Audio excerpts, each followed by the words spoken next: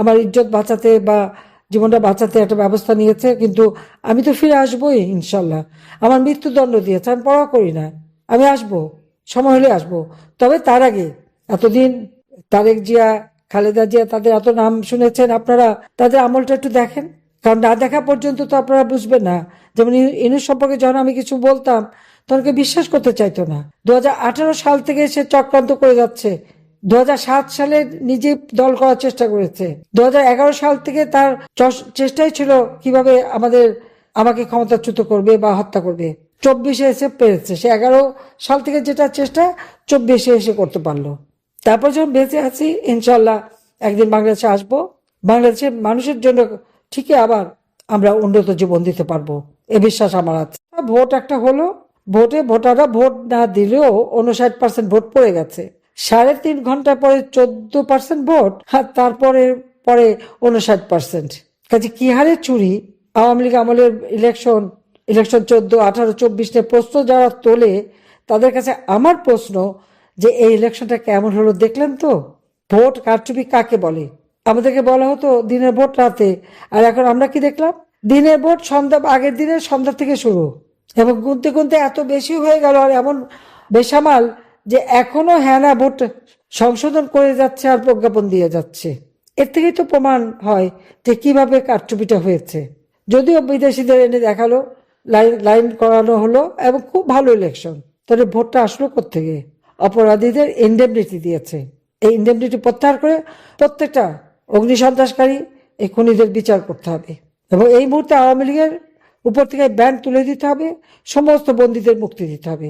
আগামী 7 মার্চ এবং 17 March, 26 March, 7ই March জাতির পিতার সেই ঐতিহাসিক ভাষণ, যে ভাষণ ইউনেস্কো কর্তৃক, জাতিসংঘ কর্তৃক বিশ্ব প্রামাণ্য দলিলে স্থান পেয়েছে, যে ভাষণ সারা বিশ্বের 2500 বছরের যত ভাষণ জনগণকে উদ্বুদ্ধ করা, তার মধ্যে সর্বশ্রেষ্ঠ ভাষণ 7ই মার্চের ভাষণ। 17 মার্চ জাতির পিতা বঙ্গবন্ধু শেখ মুজিবের জন্মদিন, আমরা শিশু দিবস হিসেবে উদযাপন করি। সেই শিশু দিবস হিসেবেই এটাকে উদযাপন করতে হবে, সেই উদ্যোগটা নিতে হবে। 26 মার্চ আমাদের স্বাধীনতা দিবস।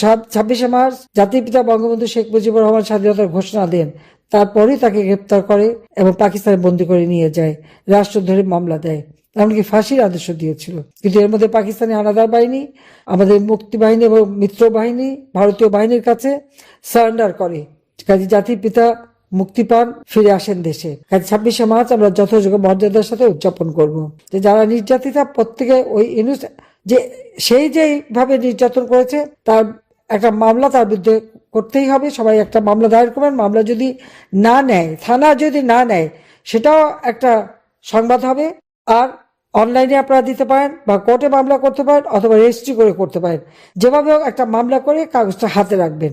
কারণ এই কারণে যে একটা হচ্ছে সেই অপরাধীদের শাস্তি দেওয়া, আর একটা হচ্ছে আল্লাহ একটা দিন দেবেই, আমরা যে সহযোগিতা করব, সাহায্য দেব, যাদের ঘর বাড়ি পুড়িয়েছে, যাদের এরভাবে ক্ষতিগ্রস্ত করেছে, তাদের প্রত্যেকে আমি বলবো যে সবাই একটা মামলা করে রাখেন। তাহলে যেটা দেখে আমরা সত্যিকার যারা ক্ষতিগ্রস্ত তাদেরকে সহযোগিতা করতে পারি। তার মামলা না করলে আমরা বুঝবো কি করে যে এ তো যে কেউ এসে বলবে যে আমি ক্ষতিগ্রস্ত। এই যে প্রত্যেকে একটা মামলা করে রাখবেন, যেভাবে হোক মামলা দিতে হবে, দিয়ে আপনারা রেখে দেবেন। এখন যদি মামলা নাও চলে, ভবিষ্যতে কাজে লাগবে, সেটা আপনারা করবেন। হ্যাঁ, বাংলাদেশের ইতিহাসে সেই 91 সাল থেকে খালেদা জিয়া প্রধানমন্ত্রী ছিলেন, তারপরে আমি প্রায় 20 বছর 7 মাস আমি প্রধানমন্ত্রী ছিলাম। এত বছর পরে, 35 বছর পরে আমাদের পুরুষ প্রধানমন্ত্রী এসেছে। আমরা দেখি কেমন দেশ চালায়।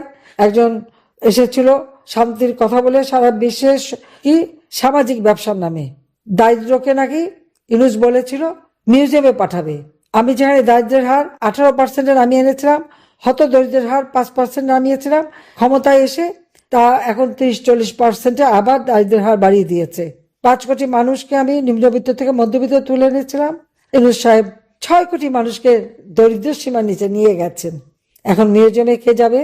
তার ওই কথার উপলক্ষে তো ইউনুসকে মিউজিয়ামে পাঠাতে হবে মনে হচ্ছে। কাজে তার বিচার একদিন হবে, এবং বিশেষ করে নারী নির্যাতনের জন্য ওর বিচার হতে হবে। যে কত বড় ক্ষতি আমাদের নারী সমাজের জন্য করে গেল। আজকে সবচেয়ে দুঃখ লাগে যে ছাত্র ছাত্রী শিক্ষকদের অপমান করা, তাদের গায়ে হাত তোলা, তাদেরকে মারা, নির্বাচন কমিশনার, প্রধান নির্বাচন কমিশনকে ধরে তার গালে জুতা মারা, তাকে অপমান করা, প্রধান বিচারপতি তাকে হাত করা পরিয়ে জেলে নেওয়া, ভালো সুযোগ সৃষ্টি করে গেছে।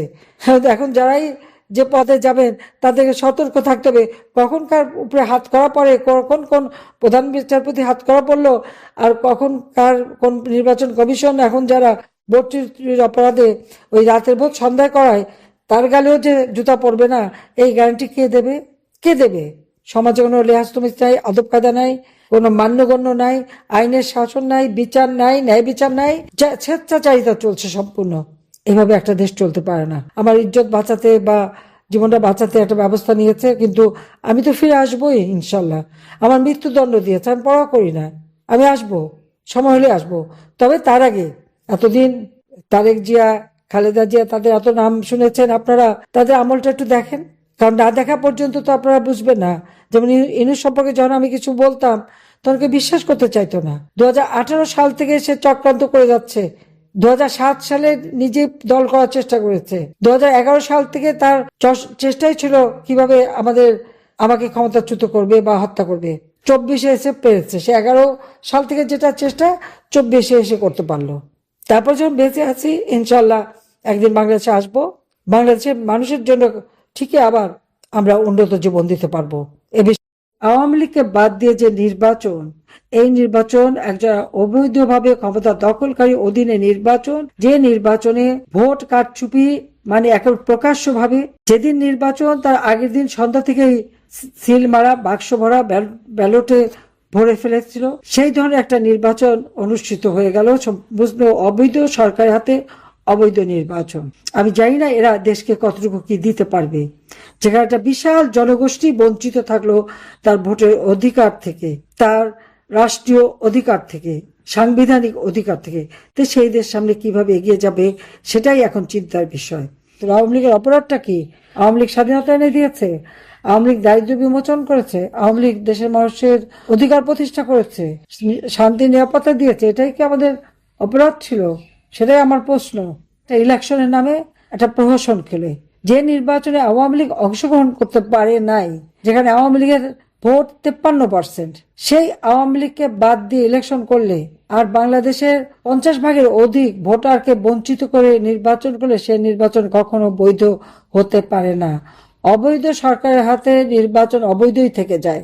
আজকে দুর্ভাগ্য, বাংলাদেশে আওয়ামী লীগকে নির্বাচন করতে দেয়নি, তার নির্বাচন নামে যে খেলা, যে সরকার এসছে তার উপর দেশের মানুষ কোনো আস্থা বিশ্বাস রাখতে পারে না। একমাত্র আওয়ামী লীগই পারে বাংলাদেশের মানুষের ভাগ্য পরিবর্তন করতে, আওয়ামী লীগই পারে দেশকে উন্নত করতে, আওয়ামী লীগই পারে বাংলাদেশের জনগণের শান্তি নিরাপত্তা দিতে, উন্নতি দিতে এবং অর্থনৈতিক সমৃদ্ধি দিতে। তিল তিল করে 15টা বছর যে দেশটাকে গড়ে তুলেছিলাম, মাত্র 1 বছরের মধ্যে সেই দেশ ধ্বংস। তবে আমার দৃঢ় বিশ্বাস, বাংলাদেশের জনগণের প্রতি আমার আস্থা বিশ্বাস আছে, কারণ এত অপবাদ, এত বদনাম করা সত্ত্বেও যখনই নির্বাচন এসেছে এবং যখনই সার্ভে করেছে দেখা গেছে আওয়ামী লীগ, এমনকি আওয়ামী লীগ 53% ভোটার আওয়ামী লীগকে সমর্থন করে। এত অপবাদ, এত কিছুর পরেও, নির্যাতনের পরেও, কারণ মানুষ আওয়ামী লীগকেই চায়, আওয়ামী লীগের উপরই তাদের আস্থা। এবং বাংলাদেশের মানুষ জানে যে একমাত্র আওয়ামী লীগই পারবে তাদের জীবন মান উন্নত করতে। আমাদের সকল অর্জিত অর্থনীতি সম্পূর্ণভাবে ব্যবসা বাণিজ্য সব দিক থেকে বাংলাদেশ যখন এত বেশি সমৃদ্ধশালী ছিল, আজকে সেটা সম্পূর্ণ ধ্বংস করে দিয়ে গেল। আমার শুধু এটাই দুঃখ লাগে যে দিন রাত অক্লান্ত পরিশ্রম করে এই লাখো শহীদ, যাদের রক্তের বিনিময়ে আমরা স্বাধীনতা পেয়েছি, আমার ভাষা শহীদ, যাদের রক্তের বিনিময়ে আমরা মাতৃভাষায় কথা বলার অধিকার পেয়েছি, আজকে তাদের অবদান সম্পূর্ণভাবে ভুলুণ্ঠিত। আজকের বাংলাদেশ এখন অন্যের কাছে করুণা ভিক্ষা করার দেশ হয়ে গেছে। এই দেশটিকে ধ্বংসস্তূপে পরিণত করে দিয়ে গেল সে অবৈধভাবে ক্ষমতা দখলকারী, মেটিকুলাস ডিজাইনের মাধ্যমে যার ক্ষমতা আরোহণ ডক্টর মোহাম্মদ ইউনূস। এরপর নির্বাচনে আজকে যারা এসেছেন তাদের হাতেও আমরা দেখেছি অতীতে জঙ্গি বাহিনীর সৃষ্টি, গ্রেনেড হামলা, বোমা হামলা, দুর্নীতিতে বারবার চ্যাম্পিয়ন, এই তো ছিল আমাদের ইতিহাস। কিন্তু এই বদনাম থেকে আমরা বাংলাদেশকে শান্তির দেশে উন্নীত করেছিলাম। সকলের সাথে বন্ধুত্ব, কারোর সাথে বরিতা নয়, এই নীতি আমরা অনুসরণ করেছিলাম। আজকে সবকিছু শেষ হয়ে গেছে। তবে আমি দেশের মানুষ আপনাদের বলবো, আপনাদের সাহস আছে, শক্তি আছে। আমাদের অগণিত নেতা কর্মীকে নির্যাতন করা হয়েছে, হত্যা করা হয়েছে, ঘর বাড়ি ব্যবসা প্রতিষ্ঠান জ্বালিয়ে পুড়িয়ে ছারখার করে দেওয়া হয়েছে। আজকে ছাত্র, শিক্ষক, আইনজীবী, সাংবাদিক, বুদ্ধিজীবী কেউই রেহাই পায়নি। এইরকম অবস্থা তো আমরা কখনো চাইনি। বাংলাদেশ হবে শান্তিপূর্ণ দেশ, বাংলাদেশ হবে শান্তির দেশ, উন্নত দেশ, এবং বাংলাদেশ হবে সারা বিশ্বে একটা বিশ্ব হিসেবে গড়ে উঠবে, উন্নয়নের রোল মডেল হিসেবে। ইনশাল্লাহ আবার আমরা দিন ফিরে পাবো, আমি বিশ্বাস করি। শহীদের রক্ত বৃথা যায় না। যে সংগঠন ক্ষমতায় থাকা অবস্থায় 21শে ফেব্রুয়ারি শহীদ দিবস ঘোষণা করলো, শহীদ মিনার গড়ে তুললো, আজকে তারাই যেতে পারবে না। এর থেকে দুঃখের আর কি হতে পারে?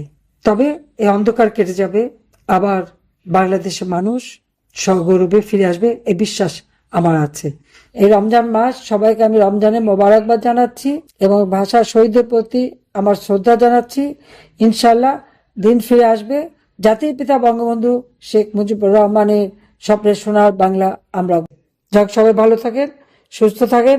রমজানের মোবারকবাদ জানাই, ঈদের আগাম শুভেচ্ছা জানাই। জয় বাংলা, জয় বঙ্গবন্ধু, বাংলাদেশ চিরজীবী হোক। তো আজকে এই পর্যন্তই, কিন্তু প্রশ্নগুলো এখানেই শেষ নয়। এই দেশ, এই রাজনীতি, এটা আমাদের সবার। আপনি, আমি, আমরা সবাই মিলে গড়ে তুলব সচেতনতার একটা মঞ্চ। আপনার ভাবনা, আপনার চিন্তা এবং আপনার মতামত আমাদের দরকার। তাই কমেন্টে লিখে জানান এই মুহূর্তে আপনি কি ভাবছেন এবং আপনি কোন দিকে তাকাচ্ছেন। রিপাবলিক অ্যান্ড পলিটিক্স কেবল খবর বা বক্তব্যের জায়গা নয়, এটা এক একটা ভিন্ন মতের প্ল্যাটফর্ম। এখানে প্রশ্ন করার সাহস আছে, সত্যের পেছনে ছুটে চলার স্পর্ধা আছে। চ্যানেলটি ভালো লাগলে অবশ্যই সাবস্ক্রাইব করে পাশে থাকুন, কারণ একটা ক্লিকেই হতে পারে হাজারো অন্ধকার ভেদ করে আলো খোঁজা শুরু। ফিরছি পরের পর্বে আরও খোলামেলা বিশ্লেষণ নিয়ে। সে পর্যন্ত সবাই ভালো থাকুন, সুস্থ থাকুন। আল্লাহ হাফেজ।